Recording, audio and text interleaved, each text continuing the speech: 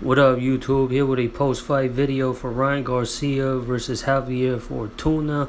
Now, before I give y'all the summary of what took place in the fight, I'm going to tell y'all the results first. Ryan Garcia was able to pick up a 6th-round TKO win. He still remains undefeated, and this was his debut at 140 pounds. And what a debut it was, an impressive performance put on by the up-and-coming, undefeated rising star, Ryan Garcia. Mind y'all, Garcia was supposed to fight Fortuna last year, but he had pulled out of the original date due to mental health reasons. And once he got over that, he scheduled to fight Fortuna at the fall of last year, but he pulled out of that fight as well due to injuries suffered during his training camp. Then in his last fight, instead of fighting Fortuna, when he came back into action, once he recovered from those injuries, he took on Emmanuel Tago. He won that fight via unanimous decision. And then yesterday, he took on Javier Fortuna, and he pitched a shutout pretty much up until the knockout happened. I had it a complete shutout for Ryan Garcia. He was able to knock down Javier Fortuna in total of 3 times. First time he dropped Fortuna was in the 4th round with a beautiful body shot. He had fainted like he was gonna hit him with his patented signature left hook upstairs, but he had fainted and then went to the body, hit him right in the ribs, which forced Fortuna to take a knee, and he even spat out the mouth guard once he got back up on his feet, buying himself more time to recover. Veteran move by the experienced Javier Fortuna. Then the following round in the 5th, Garcia once again dropped him with precise. I think the second time he dropped Fortuna was a straight right hand. I'm not sure if it was either the lead hook or the right hand, but it was one followed up by the other. And he dropped Fortuna for the second time. And in the 6th round, he dropped Fortuna once again with combination of punches. And this time Fortuna, he spat out the mouth guard, and he said no more, which had forced the referee to call a halt to the bout. And yeah, Ryan Garcia, beautiful performance put on by him. He was able to control the distance, use his height and reach advantage to make sure that Fortuna doesn't close a gap between the two. He picked his shots very well. He was accurate with his punches. I was impressed by his feints, and as well as his ability to know when to throw his punches, and his timing was very good in this fight. Fortuna couldn't really catch his timing, and Ryan Garcia's combos and his feints were impressive as always. But I think technically he's getting better as he gains more experience. Obviously, I think with his new trainer, Joe Goosen, by his side, this was Ryan Garcia's 2nd fight under the tutelage of Goosen. His first fight as Goosen, as his coach, was versus Emmanuel Tago, and he didn't put on a performance like he did versus Fortuna. It wasn't, a spectacular knockout performance put on by Ryan Garcia like most fans that follow Ryan Garcia is used to. As y'all know, Ryan Garcia is a heavy-handed knockout artist, and yeah, a lot of people, especially his fans, are intrigued by that exciting style. And Ryan Garcia right now is one of the hottest up-and-coming prospects in the sport of boxing right now. I can't drawing power wise.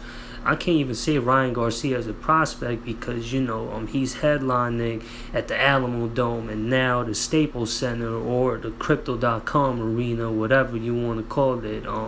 Anyways, yeah, he's headlining big venues like that, and he's got a solid following, a solid fan base behind him for sure, and a lot of eyes are tapping in to Ryan Garcia as he's climbing through the ranks. He doesn't have a championship yet. Mind y'all, this was his debut at super lightweight, and he did say during the post-fight interview that he has no desire to go back down to lightweight. He wants to stay at super lightweight, and during the post-fight press conference, he had mentioned that he is open to fight Teofimo Lopez, who's got a fight coming up next month, and it will also be his debut at 140 pounds. So that would be an intriguing matchup if those two were to get in the ring to face one another. And he did mention during the post-fight interview immediately following his win that he still has interest in making the fight versus Tank Davis happen. Obviously, those two guys are major draws in the sport of boxing right now. Gervonta Davis, he could fluctuate between anywhere, really, I'd say from 130 pounds all the way up to 140 pounds. If he really focuses at the gym, he could, I'm sure, make 130 pounds, but he could definitely fluctuate around between 135 pounds and 140 pounds. He was able to knock out a much bigger Mario Barrios in his debut at 140 pounds last year.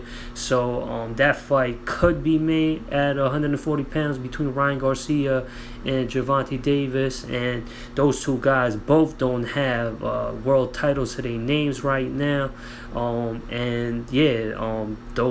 Those guys, both Tank and Garcia, are huge draws in the sport right now. If those two were to get in the ring to face one another, it would be a huge fight for the sports world, period. And yeah, it's definitely a pay-per-view worthy fight if those two were to get in the ring to face one another. And Devin Haney, the undisputed lightweight champion, was also ringside and was providing commentary in between rounds during this fight as well. He did show interest. Obviously, if y'all tap into their social media for years now, Devin Haney and Ryan Garcia has been teasing a matchup between the two. They have plenty of bouts throughout their amateur career. Now that they're pros and are fighting at a successful level as pro boxers, one being a undisputed lightweight champion. And yeah, that fight could also be made as well, and that would be another huge fight if Devin Haney were to fight Ryan Garcia. But Devin Haney is the current undisputed champion at 135, and Ryan Garcia said he has no desire to go back down to 135 after he made his debut at 140 pounds. He said he feels a lot better. Bear with me. And he suits that weight at 140 pounds a lot better than he did trying to make weight at 135 pounds. And Devin Haney hasn't fought outside of 135 pounds yet, and he's a champion, so I don't see the reason why, if that fight were to be made, why Devin Haney will want to move up to 140 pounds unless he has no more opponents to choose from at 135 pounds. But as we all know, for those boxing fans that are like really tapped into the sport of boxing, the 135-pound division's got the most recognizable names at the top level and is the most competitive division in the sport right now with the most recognizable names. And Devin Haney, as him being the undisputed and the only champion at that weight class, should have all the advantage when it comes to calling shots and having leverage.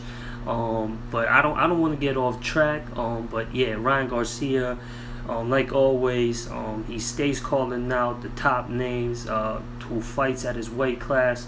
The 140-pound division also, well, The 140-pound division only did have one champion, but Josh Taylor had relinquished his WBA super lightweight title voluntarily because he didn't want to fight the WBA's mandatory. That title, I believe, is still vacant to this day.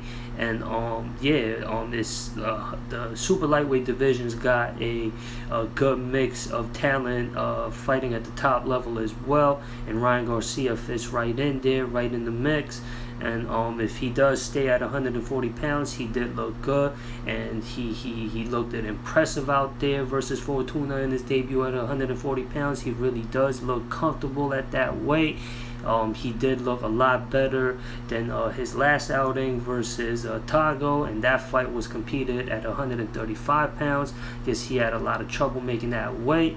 He looked very good at 140 pounds, and I think if I were in his camp, I would advise that he stays at 140 pounds instead of dropping back down to 135 pounds, even though there's a lot more money-making bouts for Ryan Garcia at that weight class. But if he keeps working at it at 140 pounds and with the pace that he's going, obviously he's a future champion, a major draw in the sport. If he climbs through the ranks at super lightweight, there's also huge matches and big opportunity bouts for him at that weight class as well. He just got to keep on building at 140 pounds. Anyways, y'all let me know what y'all opinions is in the comments, what y'all thoughts are of what took place between Ryan Garcia versus Javier Fortuna. Yeah, that does it for this post-fight video. Y'all leave y'all comments, subscribe, share, like, all that good stuff. And I'm out of here, y'all. Peace.